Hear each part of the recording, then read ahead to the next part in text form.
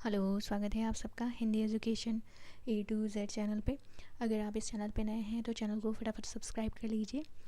पिछले वीडियोस में मैंने बताया कि अलंकार क्या होता है। अलंकार के भेद की चर्चा यहाँ चल रही है। शब्दालंकार की चर्चा चल रही है और शब्दालंकार से जुड़ा हुआ यह 4th वीडियो है और अलंकार का भी ये 4th वीडियो है। तो पिछले वीडियो में हमने शब्दालंकार के जो भेद हैं उसकी 3 जो भेद हैं उनकी चर्चा पूरी कर ली है और इस वीडियो में हम चौथे अंतिम भेद की चर्चा करने जा रहे हैं। जानते हैं कि वक्रोक्ति अलंकार क्या होता है। वक्रोक्ति का शाब्दिक अर्थ है टेढ़ा कथन। जब वक्ता द्वारा कहे गए कथन का श्रोता द्वारा जानबूझकर टेढ़ा या कोई दूसरा ही अर्थ निकाला जाता है तो वहाँ वक्रोक्ति अलंकार होता है। इसी बात को उदाहरण से समझते हैं। हे गिरजा भिक्षु कित गयो, बलिदार मांगन गयो रमा।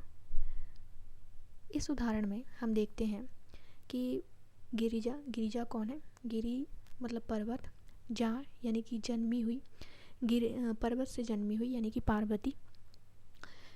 और यहाँ पर भिक्षु जो शब्द है ये किसके लिए आया है, ये उनके पति यानी कि शिव के लिए आया है। तो रमा यानी कि लक्ष्मी उनके पास गई हैं और पूछ रही हैं कि हे गिरिजा, हे पार्वती, भिक्षु कित गयो, यानी कि वो उनके पति के बारे में, शिव जी के बारे में पूछ रही हैं कि कहाँ गए।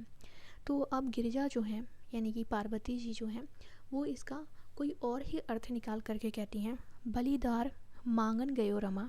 अब बलि कौन है, राजा बलि। एक बहुत ही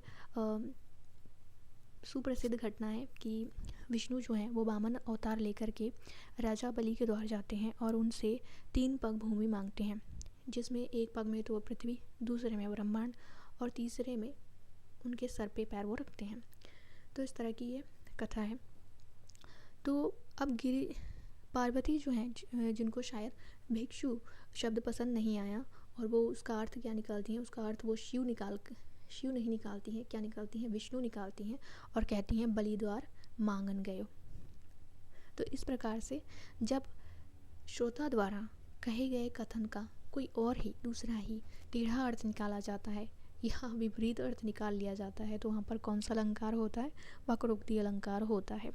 इसी तरह का दूसरा उदाहरण है, कौन तुम मैं हरि राधे, क्या काम यहाँ जाओ वन में। अब हरि का अर्थ बंदर भी होता है, लेकिन यहाँ पर देखिए राधा और कृष्ण के बीच का ये संवाद है कि राधा पूछ रही हैं कि कौन तुम, तो कृष्ण बता रहे हैं मैं हरि।